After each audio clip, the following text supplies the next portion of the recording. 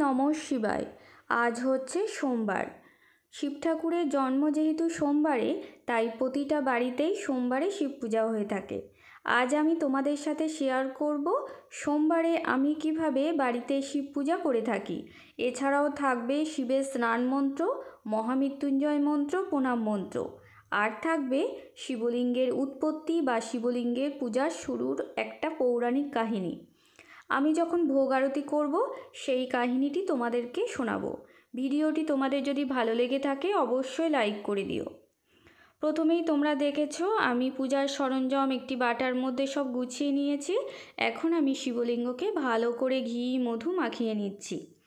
মনে করা হয় সোমবারে যদি শিবলিঙ্গকে ঘি অর্পণ করা হয় তাহলে ব্যক্তির মধ্যে পজিটিভ এনার্জি আসে, আর মধু অর্পণ করলে ধন এবং অন্নের অভাব হয় না।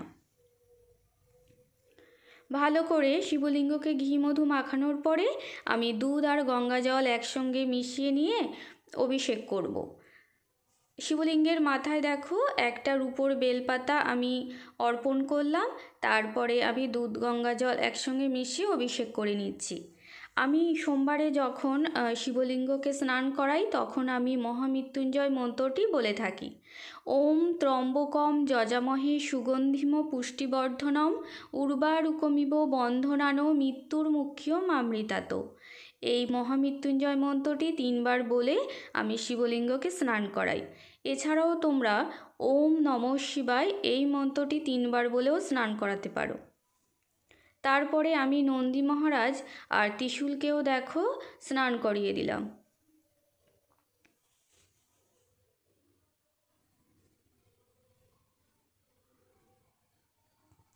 স্নান করানোর পরে আমি শিবলিঙ্গকে একটা পরিষ্কার গামছা দিয়ে ভালো করে গা মুছিয়ে দেব।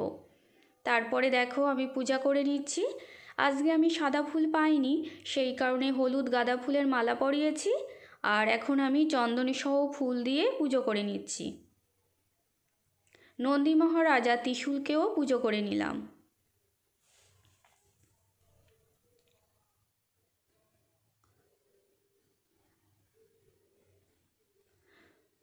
পূজা হয়ে যাওয়ার পরে আমি ভোগ আরতি করব। তার আগে দেখো আমি ভোগ নিবেদন করেছি, চারিপাশে গঙ্গা জল ছিটিয়ে জায়গাটা শুদ্ধও করে দিলাম। এখন তোমরা ভোগ আরতি দর্শন করে নাও।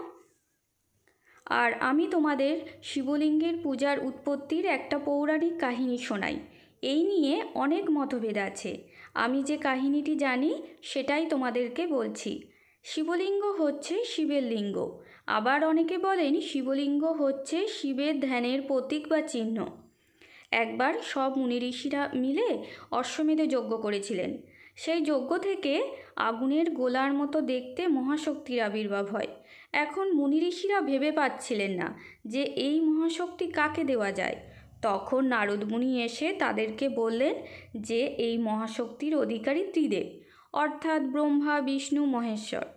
নারদ মুনি এও বললেন যে এই ত্রিদেবের মধ্যে কাকে দেবেন সেটা আপনারা পরীক্ষা করে নিন। তখন মুনিদের মধ্যে সর্বশ্রেষ্ঠ ভৃগুমুনিকে পাঠানো হলো। ভৃগুমুনি যখন কৈলাসে গেলেন তখন দেখলেন শিবদেবী পার্বতীর সঙ্গে প্রেমালাপ করছেন। ভৃগুমুনি যে এসেছেন বুঝতে পারেননি। যখন জানতে পারলেন তখন শিব তো খুব রেগে গেলেন এবং বললেন, আমার আদেশ না নিয়ে এইভাবে আপনি কেন এসেছেন? আপনার সাহস কী করে হয়?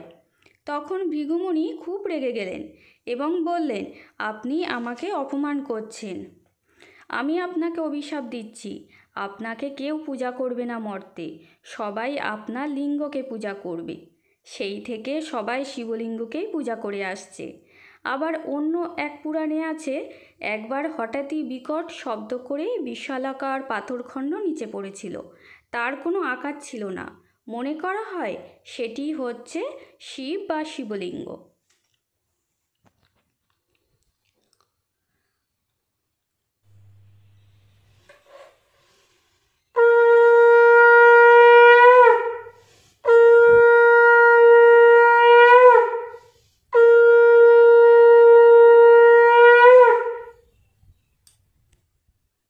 আমার ভোগ আরতি হয়ে গেছে, এখন আমি প্রণাম করে নিচ্ছি। ওম নমঃ শিবায় শান্তায় কারণত্রয় হে তবে নিবেদয়ামি চাত্তানং তং গতি পরমেশ্বর। আমার প্রণাম করা হয়ে গেছে।